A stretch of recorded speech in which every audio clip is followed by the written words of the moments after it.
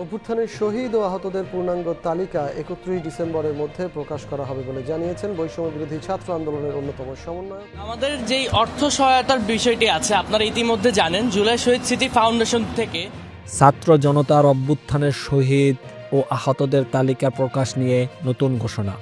বৈষম্য বিরোধী ছাত্র আন্দোলন ও জুলাই শহীদ স্মৃতি ফাউন্ডেশনের সাধারণ সম্পাদক সার্জিস আলম জানালেন, আগামী ৩১ ডিসেম্বরের মধ্যে এ তালিকা প্রকাশিত হবে। বৃহস্পতিবার এক প্রেস ব্রিফিংয়ে তুলে ধরা হলো কিভাবে এ তালিকা তৈরি হচ্ছে আর সহায়তার নতুন রোডম্যাপ। তালিকা প্রকাশের প্রস্তুতি।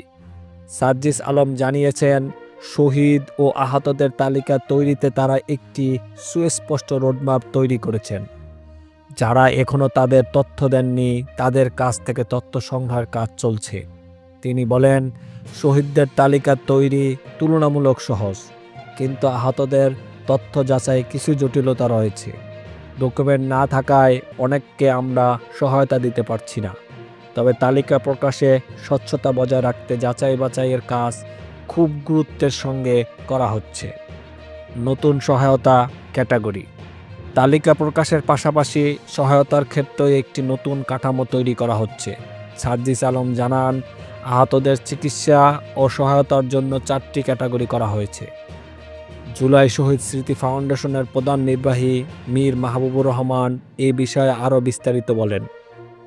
বর্তমানে শহীদদের পরিবারকে এককালীন 5 লাখ টাকা এবং আহতদের জন্য 1 লাখ টাকা দেওয়া হচ্ছে। যদি কোনো আহত ব্যক্তির চিকিৎসায় 3 লাখ টাকার বেশি খরচ হয়, সেটিও আমরা কভার করব।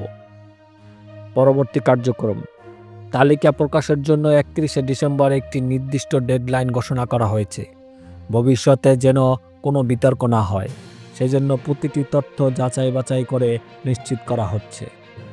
এই উদ্যোগে শহীদ ও আহতদের পরিবার স্বস্তি পাবে বলে আশা করা হচ্ছে।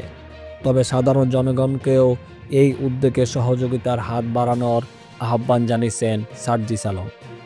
এ বিষয়ে আপনাদের মতামত বা পরামর্শ কি? নিচের কমেন্ট সেকশনে শেয়ার করুন। ভিডিওটি ভালো লাগলে লাইক, শেয়ার ও সাবস্ক্রাইব করতে ভুলবেন না।